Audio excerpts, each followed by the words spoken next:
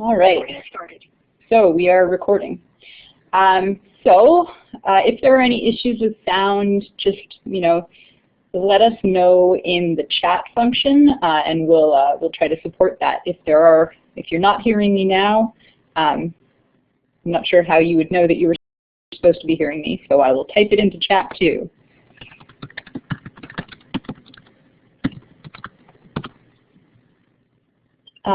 So a couple of quick things before we get started. First of all, just so you know, if you haven't used Blackboard Collaborate before, you can actually move stuff around on your screen. And so if you want to make the chat bigger, you can just drag the different parts of the program around and kind of expand them if you want to. So get comfortable, play around with the program. Also, I don't think there aren't too many people doing it. I saw some people doing it earlier, but if you are private chatting, just so you're aware, the moderators, so Joanna and I, can both see it. So if you have mean things to say about us, perhaps don't do it in the private chat. And yeah, there is no video on the iPad. Sorry about that. And there's also no whiteboard function, so you won't be able to write, but certainly if I ask you to contribute, you can contribute via the chat function. Are there any questions before we get started?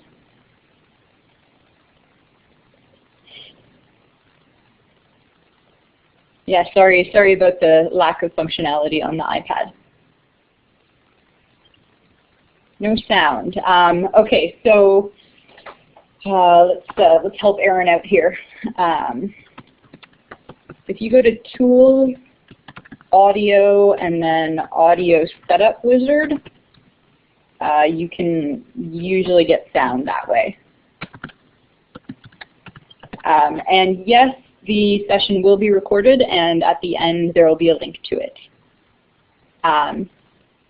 If you want to say something, you absolutely do need to press talk, otherwise you won't be able to talk.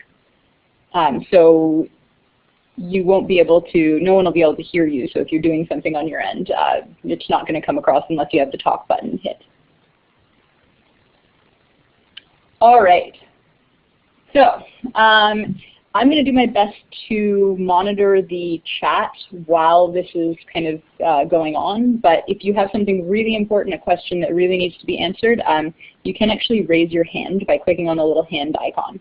And that'll let me know that there's something that needs to be addressed. And Joanna is here as well, and she'll be making sure that that questions get answered, I hope. Thanks, Joanna. Okay, so welcome everybody to the first, or the repeat of the first core session of DCMOOC. And this is a repeat of last night's session, but we thought it would be nicer to run it again synchronously, just because it's great to be able to connect with other people and to be able to chat while we're having the session. So unfortunately, Alec Kouros, who is the kind of main person running this, is on a plane right now. So you're stuck with me, and I'll try my best to be as much like Alec as I can in terms of getting information across, but it's a big job, if you know Alec. So bear with me. I'm a little bit new to Blackboard Collaborate, but I'll do my best here. So a little bit to welcome you to kind of who I am, to introduce you to myself. My name is Katia Hildebrandt. I am primarily I'm a support person for the course, but again, Alec wasn't able to be here today. And so if you're getting emails about the course, a lot of that will be coming from me. So I am a doctoral student at the University of Regina, and I'm also a sessional instructor at the university. I teach pre-service teachers, and so digital citizenship is really quite important to me because I'm working with pre-service teachers who will be out in the classroom, and so it's something I focus on a lot in my classroom with my students. All of my students create online portfolios, and we talk a lot about the importance of of including digital citizenship in their future classrooms and of building a positive presence on the internet. So that's a little about me. Obviously, Alec Kouros, if you don't know who he is already, he is a professor here at the university. He does a lot of work in educational technology. And he's going to be running the rest of the core sessions. I think someone has a mic on. If you're not aware of that, you may want to turn it off. I muted down here. I'm an idiot. No, it should be on the black thing. The other person who we really need to acknowledge is Joanna Sanders, who's here today. I feel like and she's crazy from the Ministry of Education. She has been a big part of helping to get this course organized, and we are really grateful to the ministry for supporting this, as well as several other projects that are designed to help teachers to integrate this important work of digital citizenship into the classroom. So thanks, Joanna, and thanks on the chat function for letting Jackie know. Jackie, whoever you are, your mic is on. You may want to turn it off. Things are starting to work for me now that you know a little bit of who I am, let's turn to some introductions of who you are. So I'm going to pull up a map here of the world. You should see it on your computer screen. If you don't, let me know. And if you take a minute to the very left of the chat or of the video screen, there's actually a little kind of sun icon, and you can click on it and then drop it onto the map to show us where you are. So I'll give you a few seconds to get that done.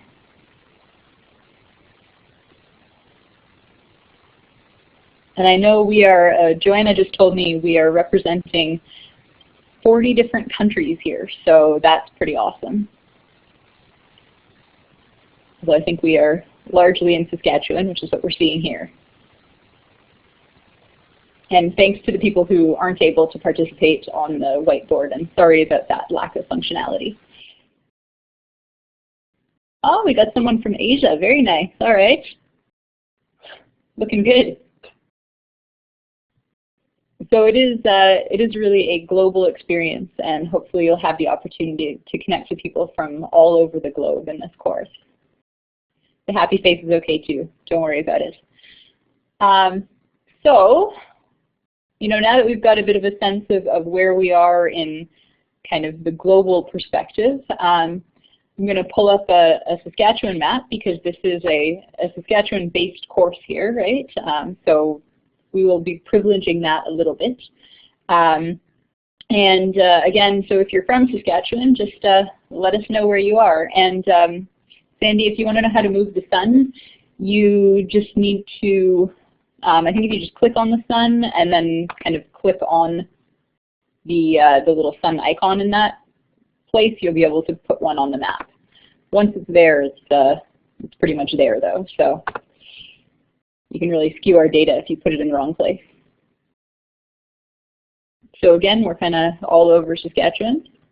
Surprised it's not more in Regina and Saskatoon, or maybe they're just overlapping each other. So I am also obviously in Regina, although I am originally from Ontario. So bringing a bit of that perspective here as well. So great, so we've got some idea of where we're all coming from, kind of all over the place, which is pretty neat. So I want to give a quick overview of what this session will be about. So we've got kind of 4 main points to cover today. We're going to really quickly talk about what digital citizenship is. Obviously that's the whole point of the course, so we're just going to do a bit of an introduction today, and then that'll be what we dig into in the rest of the run of the MOOC. We're going to talk a little bit about what it actually means to participate in a Connectivist MOOC, because for some of you, if you haven't done something like this before, it'll be a very new experience and different from a lot of things that you may have done before. We'll talk a little bit about what the key learning spaces are here and why we're using all of these different spaces. And finally, we're going to make sure that we address any questions that you may have and how you can get help if you need it. So I want to start, as I said, by talking about what digital citizenship is. So if you could do me a favor, I'd love to know what you think about digital citizenship. So just grab the little A function on the side of on the left-hand side of the screen of the whiteboard screen, and you can actually just start typing on the screen. And tell me what you think, what digital citizenship is.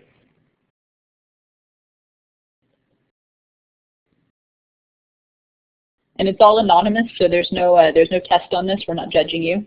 No one will know who's writing.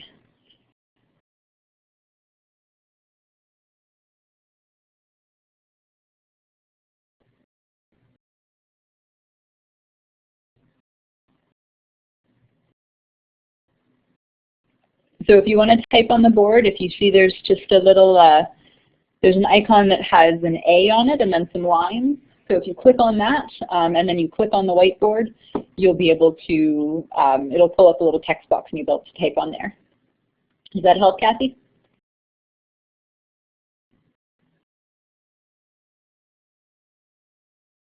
Perfect. All right, so we've got a lot of good things coming up. So learning how to behave appropriately online, ethical and responsible behavior, a lot about technology, a lot about responsibility, etiquette online, safety online, so lots of really good stuff here. And thank you again to those who are contributing in the chat function.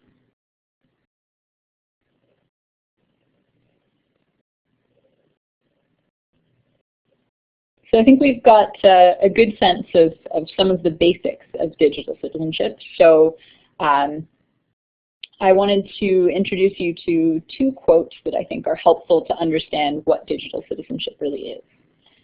So the first quote comes from Mike Ribble, and he's an important thinker in the area of digital citizenship. He talks about the 9 important elements of digital citizenship. So things like digital commerce, digital access, digital literacy. So he says here, digital citizenship is a concept which helps teachers and technology leaders to understand what students should know to use technology appropriately. But digital citizenship is more than just a teaching tool. It's a way to prepare students for a society full of technology. So he's really advocating for the importance of integration into the curriculum, not just as an add-on, but that it kind of becomes part of everything we do because it relates to the society that we live in. So the second important quote that I just want to throw out there today is digital citizenship isn't just about recognizing and dealing with online hazards. It's about building safe spaces and communities, understanding how to manage personal information, and about being internet savvy, using your online presence to grow and shape your world in a safe, creative way and inspiring others to do the same. So this one is really important because I think we need to recognize that we're moving away from the idea of just being safe and responsible online, and it's not about scaring children anymore and saying, you know, if you go online, all of these bad things are going to happen to you. It's about thinking about how we can use the internet, use online spaces to be, to be contributing citizens, to be to do good things, to contribute in positive ways. And so it's important to think about how the word citizenship fits into there. And if we think about traditional concepts of citizenship, we're talking about rights and responsibilities. And we need to extend that when we think about digital citizenship as well, that it is both a right and a responsibility, and that citizenship involves participation. It doesn't just involve being safe and having certain responsibilities for safety. So I think it's important that we keep that in mind, that we really are moving away from just safety online, that is an important piece, but it's not the only piece here. So we're obviously going to be talking a lot more about digital citizenship in the next few weeks, but that's a little kind of to get you thinking about what it means and why it's so important. So the next thing we're going to talk about quickly is the idea of a connectivist MOOC. And I guess some background here, if you don't know a whole lot about MOOCs, the important thing to remember is that there are two main types, right? So a lot of times when we think about MOOCs, we think about what are known as XMOOCs. And those are, if you think about the big online courses offered by companies like Coursera or Udacity, often that's what we think of when we think of MOOCs, and we think of content delivery and multiple choice tests afterwards. And that's not what this is. This is a connectivist MOOC. So while it is about the content, it's also a lot about connecting with others, about building relationships with others, building communities, so that we have a good system of support for doing this kind of work in our classrooms. And so if you think about this particular course, we have, I think Joanna said to me, over 700, maybe 800 people. And yes, absolutely, MOOC is an acronym. It's not just the most ridiculous sounding word ever. It is a massive open online course. And so there we go, we're at almost 800 people. So obviously, it's going to be different from a course that you might have taken before with 30 people in it. It's going to look a whole lot different, and it's going to be different for different people. And one of the really important things to remember is that you're going to get out of it what you put in, and that experience can be totally different for different people. So, you may choose to engage with all of the sessions, or you may not have time for that, and that's also certainly understandable. It really does depend on how you want to be part of the course, and you'll need to think about that and to set some goals for kind of what you want to get out of it and how you plan to do that. And certainly you can come and you can kind of lurk and watch the sessions, and that's fine too. But you will get more out of it if you spend some time connecting to others, talking to them on Twitter, talking to them even in the chat function.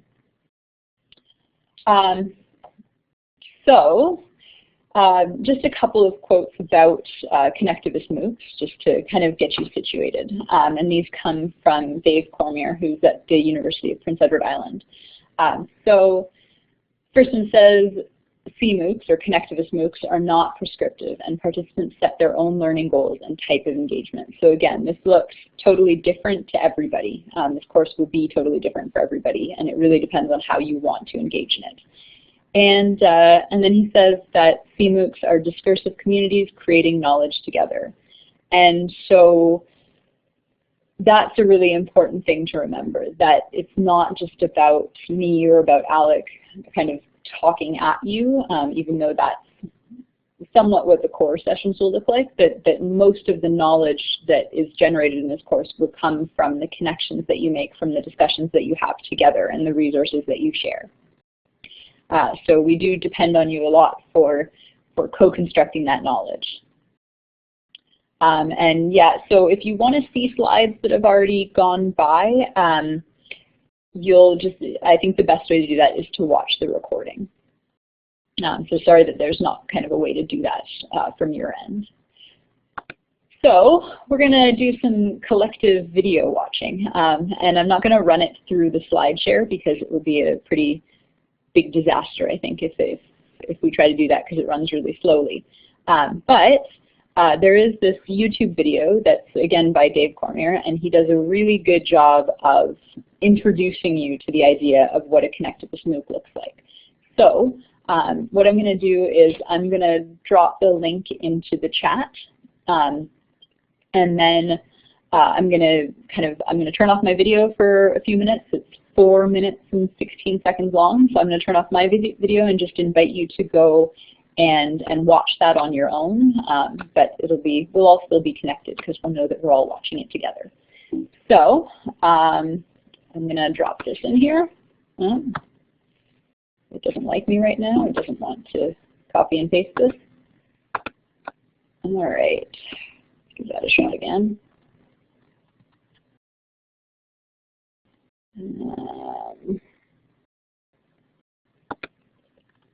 And right now I'm modeling how much fun it is when technology doesn't work, and you know, sometimes Google Docs are a special place for doing stuff.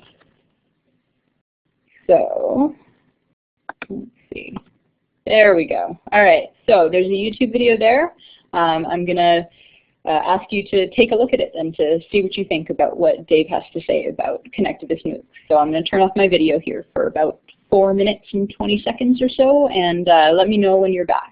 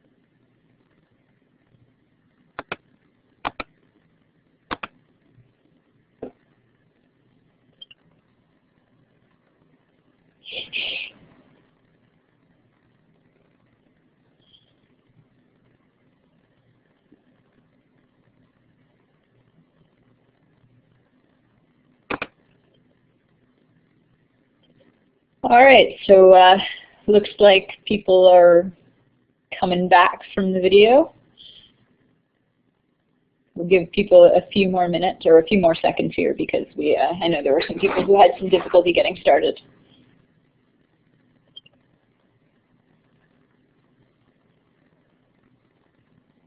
And yeah, it is a nice video. There's a lot of really good stuff in there, I think.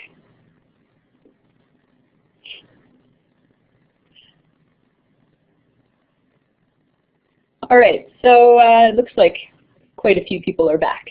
So I think there are a lot of important points here to think about in terms of your own orientation to this particular MOOC. And I think one of the important parts here is that you do start to declare yourself. I mean, we're doing some of the orienting tonight, or today, I guess, still. It's not that late yet, but it is important that you do declare yourself, that you talk about what your goals are, that you talk about who you are, where you're coming from. And a lot of people have done this already on the Google Plus community. And so certainly the introduction menu on there, the introduction folder is certainly a good place to be doing that. So another space that you might want to do that is through Twitter, through maybe a blog post. But in any case, thinking about how you're going to introduce yourself and declare yourself as part of this course. We have actually posted the discussion prompt for this week on the Google Plus community.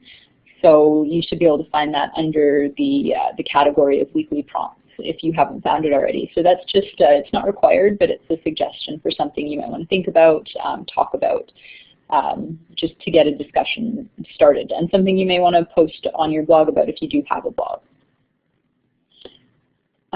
So yes, the homepage is DCMOOC.ca, and we are going to, in just a minute, we'll go through all of those key spaces.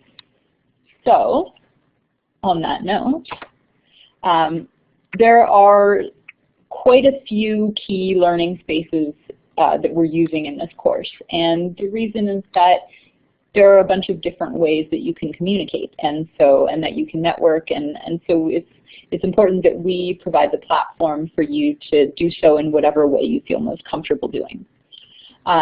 So one of the, I guess the main source for information for you is the DCMOOC website. So as I just said, it is DCMOOC.ca. And basically everything you need to know is somewhere on here. It's just a matter of finding it. So we're going to talk about this pretty quickly, and we'll go through this. So I'm actually going to do a little bit of screen sharing with you, so you'll be able to see what I'm going through. And this works kind of slowly sometimes, so just bear in mind it's not your internet connection most likely, or anything to do with your end. It's just that it doesn't function very quickly. So we're going to pop over to the internet. So can everyone see my screen now? Is that, can everyone see the DCMOOC webpage? Awesome. Good. Okay. So this is the DCMOOC homepage, and so obviously the first thing you see is kind of the welcome page, and it will post any important information there, anything you really need to know. So far we just have the opening, kind of the initial email posted on there. So then if we go through kind of the really important tabs here, obviously there's the About function. You can learn a little bit about kind of where the idea for this came from. As I said, it's supported by the Ministry of Education. And so, you can read about how I guess, some of the key players in that. But also this drop-down tab here that says Certificate of Completion, that may be of interest to some of you. So I'm just going to click on this. Essentially, we wanted to create a way that you could get some sort of recognition for completing the course, for doing certain things in the course if you wanted to. And so this is totally optional. You don't have to do this. But if you want to receive a certificate of completion at the end of the course, we've set up a way for you to do that. So basically, the requirements are posted here. There are requirements in terms of blogging, Twitter, the Google Plus community. And then the big thing here is that we're asking you to create a 5 or 6 minute summary of learning that talks about what you've learned, how you engaged with the course content, and how you've contributed to the learning of others. And so then you're able to talk about, maybe you didn't do a whole lot with your blog, but you did do quite a bit on Twitter. And so you want to talk about how you contributed to others' learning in that space. And basically there's a Google form, so if you want to do this, you just submit the information that we need on your Google form by the end of June, and then we'll have a team of people who go through and assess to make sure that it meets the requirements to get that certificate.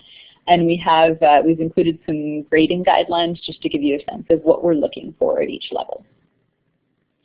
So that's one possibility you have. Again, totally optional. If you don't want to do that, you can contribute and participate in the course in whatever way you want to. But we recognize that some of you may want to get some formal recognition for that. The next kind of important space here is the blog hub. So the blog hub there's nothing there yet because we didn't want to add it until there were enough blog addresses to make it kind of not just a weird focus on a particular person's blog. But what will happen eventually is that we will add anybody who wants to be on there. We'll add your blog to the blog hub, and then anything you post will show up on this page. So if you do want to have your blog added on there, it is available for you to see, or I think it's available somewhere on the website, but it's also, I'll just drop the link to the form in here. So it's right there. So there's a Google form that you can add your blog information onto. Then the next link over, we've got the kind of the Getting Started tab. So on that, if you haven't registered yet and you're here anyway, that's awesome. But you may want to register so you get the course email. And then we also have some kind of information about the course tools, some information about tutorials for how you might want to go further in some of these spaces. There's also, if you haven't done any blogging before but you're interested in setting a blog up, there is a bit of information on that. There's a link to some information on how to start a WordPress blog or some other different types of blogs if that's what you're interested in. There's also a session running tonight about blogging, so that may be something to consider if that's something that you want to get started on. The Content Overview tab just tells you what's actually going on in the course. And you also, I don't know where the link went or if it's disappeared somehow, but there should be, oh, because we're in the hub, I see. There is a drop down here for the archives, and so that's where all of these sessions will be posted. The session from last night is already posted there, so you'll be able to access them, you know, at any time that if these particular sessions aren't convenient for you. Finally, we've got the calendar of events, and this is really important just to keep track of where things are and what's going on. So if you click on any of the sessions on here, you'll be able to see what time they're being held and what's going on in that session. So you can see this week we've had the 2 core sessions, and we also have a bonus session tonight at 7 p.m. With Sue Waters, who's going to talk about EduBlog. And there's a session tomorrow that I will be leading that's just an introduction to Twitter. So if that's a space that you don't really know a whole lot about, but you'd like to get to know, then feel free to come to join us then. I believe it starts at 4:30 tomorrow, and we'll go through kind of the basics of how to use Twitter. Also tomorrow we'll be running our first Twitter chat. And if you have never been part of a Twitter chat before, basically all you need to do is show up on Twitter at that time. We'll be using the hashtag DCMChat. So for DCMOOC chat, DCM chat. So all you really need to do is kind of follow that hashtag and you'll be able to see what's going on in the Twitter chat. You may also want to use a tool like Hootsuite or TweetDeck in order to follow along a little bit more easily there. But again, if this is sounding new to you or a little bit overwhelming, certainly feel free to join us at the intro to Twitter session, and that way you may feel a little bit more comfortable about participating in the Twitter chat. So that's basically what's important on the website. And again, that is kind of the central tool for communication, and so make sure that you're checking back there because things will be posted and updated as we get through. So the archive is just, if you look at the tab, that says Content Overview, the drop down on Content Overview, it has archive underneath it, so you'll be able to access it there. I believe it's just dcmooc.ca/archives. So I'm going to come back to the whiteboard here, and so that's kind of the first big space. Thank you for sharing the link there. So the next space obviously is this tool that we're using right now, Blackboard Collaborate, and by now it should make at least some sense since you're here and you're listening. So I guess the one important thing to say about Blackboard is that there are apps available that some of you are using, obviously, but if you are interested, there's an iPad app, and there's also, I believe there's an Android app, and there are links to that on the homepage of the DCMOOC website. So again, they don't work perfectly. They're not exactly the same as the desktop version, but it is an option if you've got other places you need to be and you're doing this on the run. A third space is Twitter. So we're gonna test something out, and does everyone see on the side of their screen that there is a little check mark under your name? There's a box with a check mark, and if you if you hover over it, you can see yes, no, or none. Thank you, Jennifer. Jennifer sees it. So we're gonna run a quick poll here. Now we're all, I don't know what you're all answering, but awesome. Good, we figured it out. So I'm just going to clear this so that we start from a fresh count, but I'm going to ask quickly, so if you could respond on there, how many people actually have a Twitter account that they are using already? Wow. So I don't think you can actually see the results, but we're already up to 44 with a yes and 5 with a no. So Claire, there's under your name on the very left-hand side probably, under your name there's a little check mark as one of the boxes that you can click on, and if you hover over it, it'll allow you to pick yes, no, or none. So we've got some people who haven't used, some people who have used it and who've used it to share things. I'm not sure what it looks like on the iPhone app, but you can always tell us on here, Paul, and we will count your response accordingly.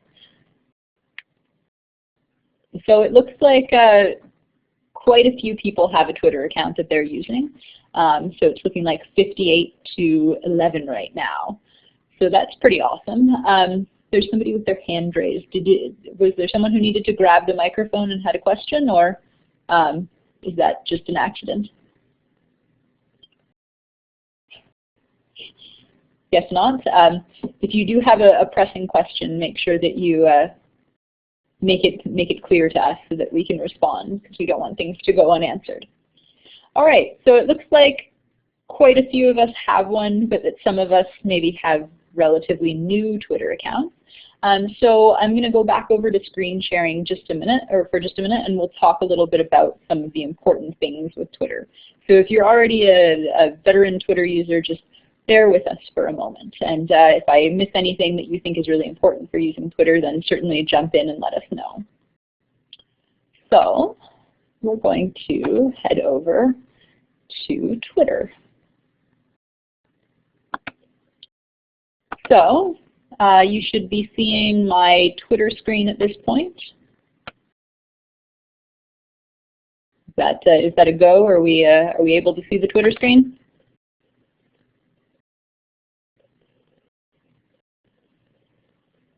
Excellent. Thank you. Awesome. Okay, so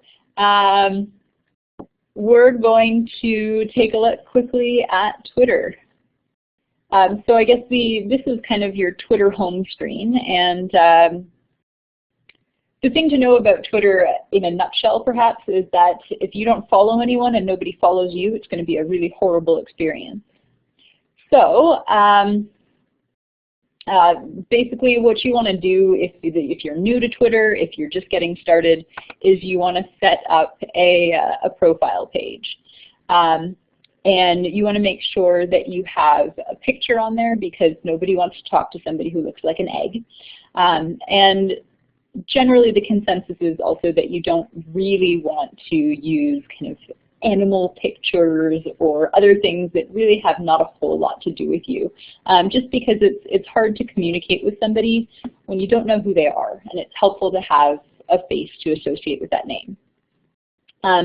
So you want to set up a little bit of a profile. You want to make sure that you've talked a little bit about who you are in your profile so that people are able to find you. And then you need to, you do need to follow some people.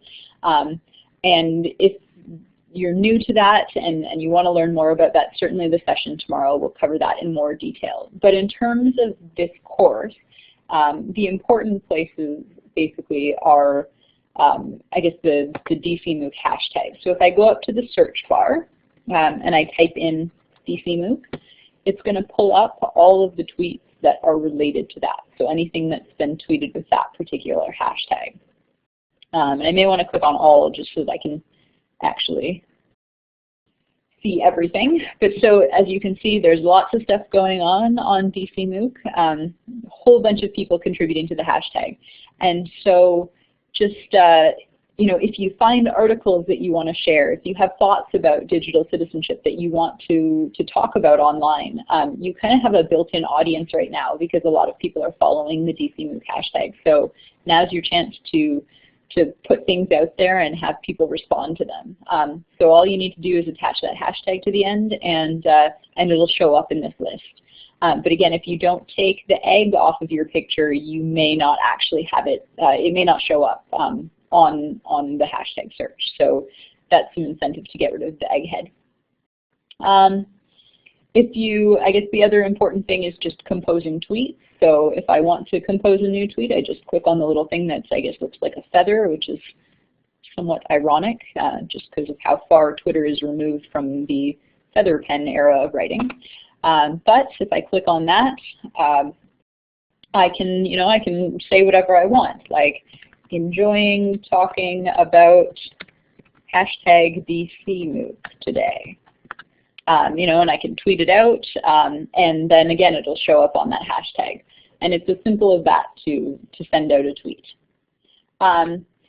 So again, we'll talk about this a lot more tomorrow if you are new to Twitter and you want to learn, but for now just remember that you can be sharing on this, that you can be having conversations on this platform. And if you have a protected account, you may want to think about unprotecting it just so that others can actually see what you're tweeting about. So I'm going to turn off screen share here. And we're going to head back again. So we've got the main web page, we've got Blackboard, we've got Twitter. The next important space is the Google Plus community. So by now, a lot of you have already joined that space. And if you haven't already, the link is right here. I'll pop it in there.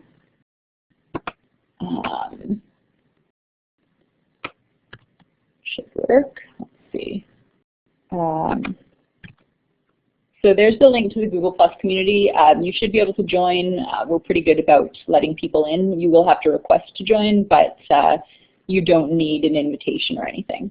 So if you haven't joined, that may be a space you want to get involved with. It's a little bit more private than Twitter. It's only open to people who have formally joined the community. And so there are a couple of important things to think about when it comes to the Google Plus community. So again, I'm going to go over to screen sharing here just so that I can show you the important stuff.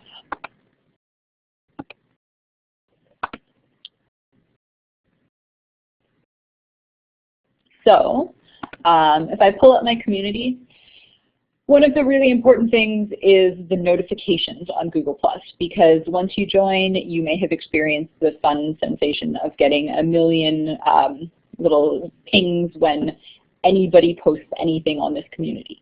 And unless that is something that you enjoy a lot, you may want to turn off at least some of the notifications. You may also just want to filter them so they end up somewhere that's not in the main part of your inbox, because otherwise it can get quite overwhelming.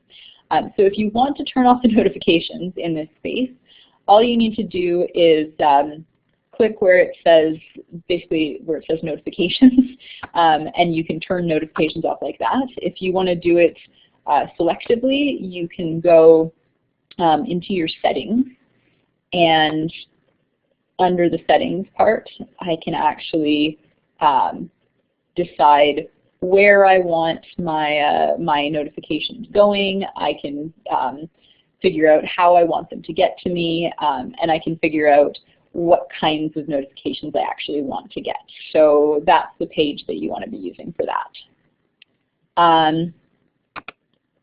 So some other important things about this space just are, you'll notice that there are different kind of groups of discussions. So we've got a section for discussion, for weekly prompts, for questions and answers.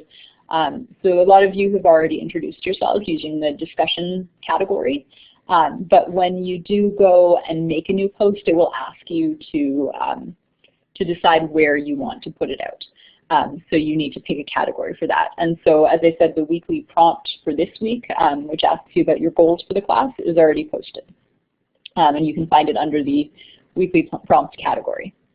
When you are posting something to Google+, a really neat kind of tool that you can use is that if you click at and then you start typing somebody's name, they'll actually find that person. So if I wanted to send a message to Joanna, say, I could say at Joanna, and it's actually going to pull her up. And I can click on her, and she'll get a little notification saying that I am trying to talk to her on Google+. Now this doesn't work as private messaging, so it's still going to show up, but it allows her to know that I want to get her attention, that I want her to see something in particular. So that's those are kind of the important things about the Google Plus community. The other important thing to think about is that there is a space on here for you to ask questions and to get answers. And if you see somebody post a question that you know the answer to, please feel free to go ahead and answer it. It doesn't need to just come from us. So help each other out and answer questions. And also get started in discussions, because if we're all just kind of posting in our own little box and we're not having those conversations, then it's not much of a connective MOOC, I guess. So those are kind of the main areas, the main spaces that we'll be using. for this particular class. The other thing that you may want to think about is, as I said before, thinking about starting a blog if you don't already have one. And there are certainly a whole lot of platforms that you could be using for that. The one that I know the best and the one that we're probably most comfortable helping out with is WordPress. But if you want something a little bit more informal, if you have a Twitter account, you also have a Medium account. So Medium is this really kind of super simple blogging tool. And so you just go to medium.com. It'll ask you to sign in through Twitter. So you do need a Twitter account for it. But once you have signed in through Twitter, it's really, really easy to post a really quick blog post. So all you need to do, it gives you a title.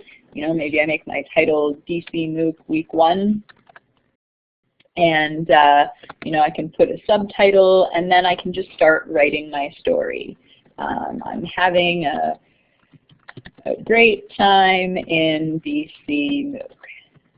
And all I need to do if I want to change something about the way my blog post works is I can just highlight it, and it'll pop up, you know, if I want it to be bold, italicized, if I want it to be bigger, if I want to add a link to something. So really easy to post a quick blog post about your thoughts, and then to share it really easily on Twitter or on Google+.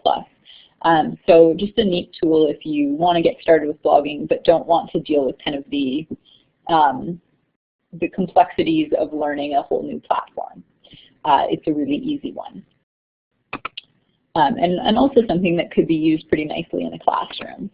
So if you, I believe you can, like, it's linked to your Twitter account, so I think it's probably pretty easy to set it up to post automatically if you are writing a Medium post. And obviously also, you know, you'll get, there will be a URL for your post, so you can just kind of just say something like, hey, I just wrote something on Medium and here's the link to it.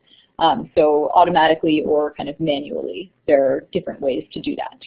Good question. Thanks, Shelley. So we're going to head back to the whiteboard. So I guess, as I said, those are kind of the main spaces here. And again, another important space might be your space, might be your blog space. And certainly we would encourage you, if you have a blog, to think about sharing it, to add it to that form. And then if you're tweeting, or I mean if you're posting about digital citizenship, certainly share it using the DCMOOC hashtag. Yeah, so I mean, are there any questions right now about any of those spaces? Looking silent on the chat screen, so I guess that's either you've all gone to sleep, or you know, or I did a really, really good job of explaining it. I'm going to hope for the latter. So could I list the spaces? So I guess they are listed on the DCMOOC website, but I guess the big ones are Twitter, Blackboard, the Google+ community, and then the DCMOOC website. Thank you, Kathleen. Excellent. Okay, so the last thing that I just want to address is how we get help if there are some issues. And so there are a few options for that. So obviously the first thing is that you've got you know, 3 people here who are able to help you if you have questions. And I have our Twitter accounts are posted there, so that's Alex, mine, and Joanna's. And certainly, so one line of kind of defense is that you can post something on Twitter if you have a question. Also, if there's something that you don't really want to put out there on the open intranet, we do have a Gmail account. So, and I think we've been pretty good at getting back to people as quickly as possible. If you don't hear from us within a couple days, you may want to resend because it may have just gotten lost somewhere. But I think on the whole, we're pretty careful about checking that space. So those are some options for help. But I think working with pre-service teachers, I often have the experience that they really only come to me as the professor for when they have questions. And I know, we often say as teachers, like, you should ask 3 before me or something like that. And I think that that's a good practice to get into in something like a connectivist MOOC. That the knowledge isn't just coming from us, and that there are a lot of people, a lot of experts here who certainly can help you out. And so sometimes that may mean going a little bit outside of your comfort zone, posting a question on the Google Plus community, posting a question on Twitter. I had a student who was wondering about something with WordPress, and she tweeted out she tweeted to WordPress about it, and they gave her an answer pretty quickly. So I think we need to recognize that in the digital age that we're living in, it is really important to be able to leverage the knowledge of people around us, and to recognize that that there's a whole bunch of knowledge in this community, and that we just need to learn to find the right ways to access it and to get comfortable accessing it by putting out questions. And as I said, you do have a kind of a built-in audience here with the DCMOOC hashtag. So now's a good time to get comfortable with tweeting, because I know it's kind of scary when your tweets go out there and nobody answers them. So if you're using the hashtag, hopefully you won't have that experience. So I would encourage everybody to not only to ask questions of each other, but also to make sure that you are contributing by answering the things that you know about, and by, I think it's important that we acknowledge that we do all have a lot to share and to help out with, and to not think that your knowledge is less important than anybody else's. So I think that that's about it for today. I don't want to go for the whole hour and a half, because I think we don't need to belabor this, but I'm hoping that this was this gives you some sense of what we're doing here, how you might orient yourself, and what this course is going to look like. And hopefully you'll be able to feel a little bit more comfortable using some of these spaces. Well, thank you, Michael.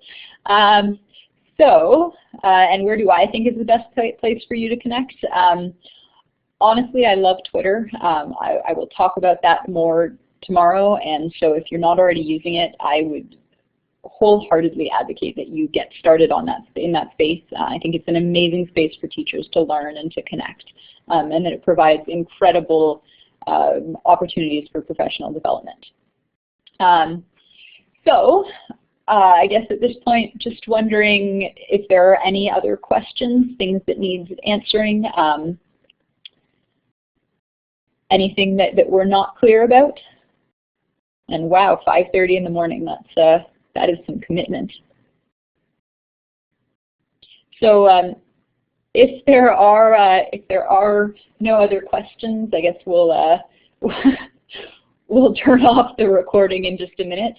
I believe the archives will be available for years at least. So I think we bought the domain for at least 2 years, so it'll be around for a while, which is a little scary to me.